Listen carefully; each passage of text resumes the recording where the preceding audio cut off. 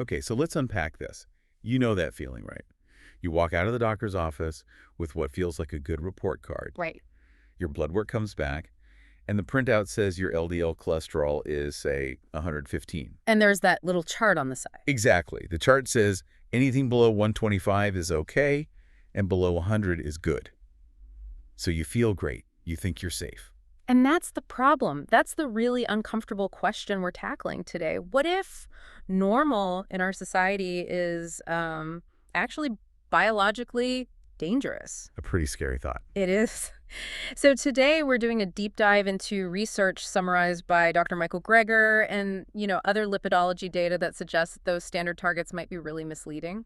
So the mission is to figure out the difference between the numbers that make us feel good and the numbers that might actually, stop a heart attack. A vital distinction. It really is. And a quick thing before we start rewriting medical textbooks here. We are not doctors. Absolutely not. We are just exploring the source material. So please, talk to your cardiologist. Don't make any changes based on this deep dive. Please. So, normal versus safe. Why is an LDL of 115 maybe not so great? Well, context is everything. To find what's truly safe, you kind of have to look at our evolutionary baseline. Okay. If you look at, say, modern hunter-gatherer populations, or what we can tell from our ancestors, their LDL levels weren't 115.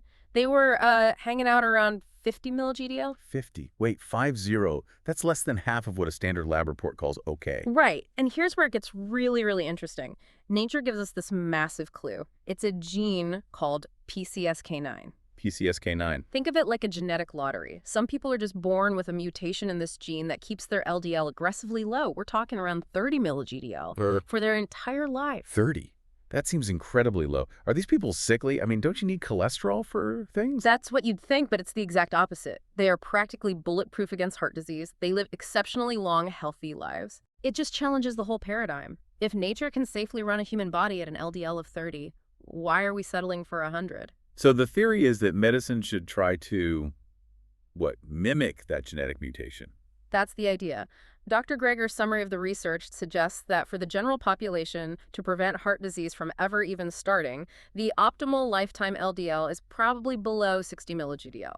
Okay, but what if you're not starting with a clean slate? I mean, what if you're like most people who spent decades eating the standard American diet? Lots of processed food. Then the goalposts move. If you're high risk or you already have some plaque buildup, the data suggests the target needs to be much, much lower. How low?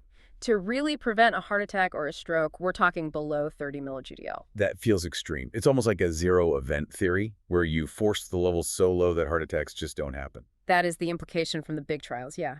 But naturally, when you hear a number like 30, alarm bells go off. Oh, for sure.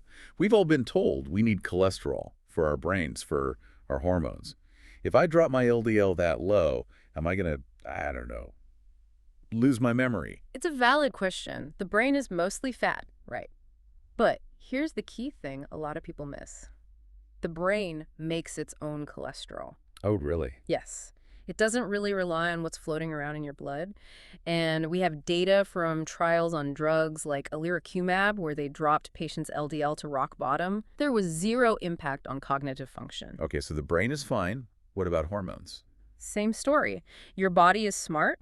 Your adrenal glands, your reproductive system, they can synthesize what they need. Dr. Greger points out that even with LDL pushed below 15 milli-GDL, hormone levels stayed perfectly normal. But here's the real upside. This is the silver lining of going that low. And this is the part about actually reversing the damage, isn't it? Exactly. Usually we just hope to stop the disease in its tracks, right? Stop the plaque from growing. And manage the decline. But studies using a camera inside the artery show that if you get LDL low enough, usually below 70, but especially down near 30, you can actually shrink the plaque that's already there. That is a total game changer. You're not just managing, you're turning back the clock. You're regressing the disease.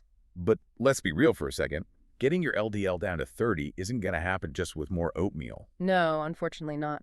To mimic those lucky genetic mutations, it almost always requires pharmacology. PCSK9 inhibitors are injectable drugs that do exactly that, but they can be incredibly expensive. Right, I've heard that. Upwards of $14,000 a year sometimes. Statins are the much more accessible alternative, though they work through a different mechanism. So we're left with this huge dilemma. The safe number on our lab sheet might be 125, but the, let's call it optimal number for zero heart disease might be 30. It really just highlights that normal in a population that's sick is not the same thing as healthy.